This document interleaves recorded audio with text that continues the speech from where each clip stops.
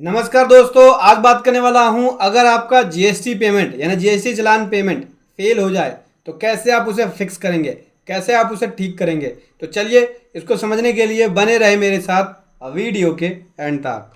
दोस्तों चल रहा है यहाँ पे दिवाली सेल ऑफर 2021, जहां पे सभी पेन ड्राइव और ऑनलाइन कोर्सेज पे 50+20% का एक्स्ट्रा डिस्काउंट मिल रहा है और ये ऑफर केवल वैलिड है 7 नवंबर 2021 तक। तो जल्दी कीजिए दोस्तों, दिवाली ऑफर बार बार नहीं आता। ज़्यादा जानकारी के लिए आप इस नंबर पे कॉल कर सकते हैं या फिर इस वेबसाइट पे विजिट कर सकते हैं। वेबसाइट का लिंक वीडियो के डिस्क्रिप्शन में है। जीएसटी चालान पेमेंट, जीएसटी चालान की पेमेंट जब फेल हो जाए तो क्या आपको करना चाहिए, कैसे इसको आपको ठीक करना है। दोस्तों पहली यहाँ पे प्रॉब्लम यह है कि मेरे अकाउंट से एक से अधिक बार सेम ऑनलाइन ट्रांजेक्शन हो गई है, तो कैसे मैं उसे रिवर्स करूँगा या कैसे मेरे अकाउंट में दोबारा से वो पैसे आएंगे। अगर आपका बोथ ट्रांजेक्शन रिफ्लेक्ट हो रहा है इलेक्ट्रॉनिक कैश लेजर में तो आप कांटेक्ट कर सकते हैं जीएसटी हेल्प डेस्क पे ईमेल आईडी या उनके फ़ोन नंबर पे कॉल करके, या जीएसटी पोर्टल पे आप ग्रीवेंस को भी रेज कर सकते हैं अगर आपकी पेमेंट एक या एक से अधिक बार हो गई है। तो अगर ओरिजिनल ट्रांजैक्शन आपके कैश लेजर के अंदर रिफ्लेक्ट हो रहा है तब आप अपने बैंक से कांटेक्ट कर सकते हैं, ट्रांजैक्शन एरर भी हो सकता है। दोस्तों अगर सिन जनरेट नहीं हुआ और फंड आपका डेबिट हो गया या फिर सिन जनरेट हो गया लेकिन रिपोर्ट नहीं हुआ तो उस केस में टैक्स पेयर जो है एप्लीकेशन फाइल कर सकते हैं PMT 07 के अंदर। वहाँ पे ग्रेवियंस को रेज कर सकते हैं। ग्रेवियंस का सेक्शन होता है जीएसटी पोर्टल पे जाके टिकट रेज कर सकते हैं अपना। दूसरी प्रॉब्लम यह है कि अगर ई पेमेंट मेथड का मैं यूज़ कर रहा हूँ और ट्रांजैक्शन फेल हो गया एक बैंक से, तो क्या मैं उसी सेम अमाउंट को या सेम चालान को दूसरे बैंक से क्या मैं री इनिशिएट कर सकता हूँ? नहीं दोस्तों, आप री इनिशिएट नहीं कर सकते जो आपकी फेल ट्रांजैक्शन हुई है। अगर एक बैंक से आप पेमेंट कर रहे हैं और वो बैंक से पेमेंट जो है फेल हो गई है तो उस चालान को आप दूसरे बैंक से री इनिशिएट नहीं कर सकते। उसके लिए आपको दूसरा एक चालान जो है वो जनरेट करना पड़ेगा या क्रिएट करना पड़ेगा कैश लेजर में अमाउंट को डिपॉजिट कराने के लिए। दोस्तों बात करें, मैंने कैश पेमेंट कर दी या डिपॉजिट कर दिया या चेक दे दिया या डीडी के जरिए मैंने चालान की पेमेंट, जीएसटी चालान की पेमेंट कर दी, लेकिन चालान की जो डेट है वो एक्सपायर हो गया है, लेकिन बैंक के द्वारा चालान को एक्सेप्ट कर लिया गया, ठीक है, लेकिन अभी तक मेरे जीएसटी पोर्टल में अमाउंट रिफ्लेक्ट नहीं हुआ है। तो उस केस में कैसे मैं अपडेट करूं चालान को या मुझे कैसे अमाउंट मिलेगा। तो दोस्तों देखो, जब चालान की एक्सपायरी डेट हो जाए यानी चालान एक्सपायर हो जाए और उस समय अगर आपने पेमेंट कर दिया है, बैंक में अमाउंट भी जमा करा दिया, चेक दे दिया या डीडी दे दिया, ठीक है, ओवर द काउंटर के केस के अंदर, तो उस केस में अमाउंट तो बैंक ने आपका एक्सेप्ट कर लिया है लेकिन जीएसटी पोर्टल एक्सपायरी डेट वाले चालान को एक्सेप्ट नहीं करेगा, उसे रिजेक्ट कर देगा। इस तरह के केसेस के अंदर आप बैंक से रिफंड के लिए अप्रोच कर सकते हैं।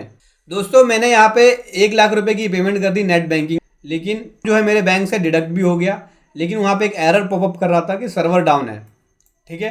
तो उस केस में कैसे मैं चेक करूँगा अपने पेमेंट का स्टेटस, कैसे मैं निश्चित करूँगा कि मेरी पेमेंट हो गई है और मेरे क्रेडिट लेजर के अंदर अमाउंट आ गया है। देखो दोस्तों, इन केसेस में आपको क्या करना है, अगर आपके अकाउंट से अमाउंट कट गया, आपने नेट बैंकिंग का यूज़ करके पेमेंट करी, तो इस तरह के केसेस में आप सबसे पहले जीएसटी पोर्टल पर जाएंगे और अपने चालान का स्टेटस देखेंगे, सर्विस में जाके, पेमेंट में जाके, चालान हिस्ट्री में क्या आपका चालान का स्टेटस इनिशिएट आ रहा है या पेड आ रहा है। अगर अमाउंट इनिशिएट आएगा तो आपको थोड़ा वेट करना होगा, करीब इसके अंदर थोड़ा टाइम लगता है प्रोसेस को होने में, तो अप टू 24 आवर्स लगते हैं, तो आप चेक कर सकते हैं 24 आवर्स के अंदर।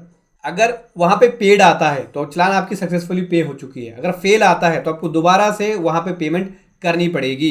जो अमाउंट आपके बैंक से पहले कट गया था वो अमाउंट आपके अकाउंट में भी 24 आवर्स के अंदर आ जाएगा। इस तरह के केसेस में आपको 24 आवर्स का वेट करना चाहिए। अगर ओवर द काउंटर के केस के अंदर चालान की पेमेंट कर रहे हैं तो किसके फेवर में यहाँ पे चेक को इशू करना चाहिए। तो दोस्तों अगर आप ओवर द काउंटर के केस में चालान की पेमेंट कर रहे हैं चेक का यूज़ करके, डीडी का यूज़ करके, तो उस केस में आपको जो पेमेंट करनी है वो जीएसटी पेमेंट के फेवर में करनी है। अगर मैंने यहाँ पे रॉन्गली चालान फाइल कर दिया है और चालान को सबमिट कर दिया तो कैसे टैक्स पेयर अमेंड कर सकता है पेमेंट को। दोस्तों अगर सीपीएन जनरेट नहीं हुआ तो उस केस में चालान की जो अमेंडमेंट है विद इन 7 डेज के अंदर कर सकते हैं, जो चालान आपने सेव किया हुआ है फर्स्ट टाइम, ठीक है। और अगर सीपीएन जनरेट हो चुका है तो उस केस में आप चालान को अमेंड नहीं कर सकते, उस केस में आपको नया चालान क्रिएट करना होगा, या फिर जो चालान क्रिएट है आपका पहले से ऑटोमेटिक ही 15 डेज के बाद एक्सपायर हो जाएगा। अगला बात करें दोस्तों, अमाउंट जो है वो 2 बार डिडक्ट हो गया सेम सीपीएन पे, कैश लेजर के अंदर केवल सिंगल एंट्री शो कर रही है। तो इस तरह के केसेस में क्या करना चाहिए? तो दोस्तों इस तरह के केस में जीएसटी पोर्टल जो है, जो पहली बार पेमेंट की गई सेम सीपीएन पे, सेम सिन पे, तो उस केस में पेमेंट को एक्सेप्ट करेगा जो आरबीआई या बैंक के थ्रू आएगी सेम सीपीएन पे। मतलब पहली बार जो पेमेंट गई है उसी को जीएसटी पोर्टल अपडेट करेगा कैश लेजर में, ठीक है, जो बैंक से या आरबीआई के थ्रू आई है। अगर सेम सीपीएन पे या सेम सिन पे दो से अधिक बार पेमेंट कर दी गई है तो उस अमाउंट को जीएसटी पोर्टल अपडेट नहीं करेगा। इस तरह के केसेस में आपको बैंक में जाना होगा और बैंक से रिफंड के लिए डिमांड करनी होगी, या बैंक से आपको इस तरह के केसेस में बात करनी होगी, वही आपका अमाउंट रिफंड कर सकते हैं। तो समझ गए दोस्तों, जब भी आप चालान की पेमेंट करें, जीएसटी चालान की पेमेंट, तो आपको इन बातों का ध्यान रखना है। वीडियो कैसी लगी जरूर बताएं। Thank you so much. जय हिंद, वंदे मातरम।